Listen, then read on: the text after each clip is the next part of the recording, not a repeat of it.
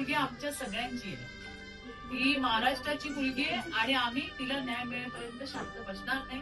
फक्त त्याला फाशीच व्हावी एवढीच विनंती आहे. फाशीच होणार. देवा तू सांग ना कुठं गेला हरवूनी लेकराची आन तुला अवतार आता तरी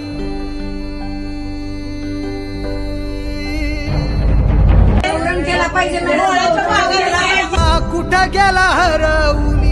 ताईला आम्ही परत आणू शकत नाही, पण त्याच्या नराधमाला आम्ही फाशी देणार. हा देवेंद्रजींचा, राज्याच्या मुख्यमंत्र्यांचा निरोप आहे तुमच्यासाठी. अंधारल्या दाजी दिशान बेजारल मन उर जळून निघाल बघ कर पल मन आता तरी बघ देवा बऱ्यात मी. त्यामुळे फाशी कथा होणार 100%. पण गावातल्या पोरी वाचवायचं काम आपल्या सगळ्यांचं आहे.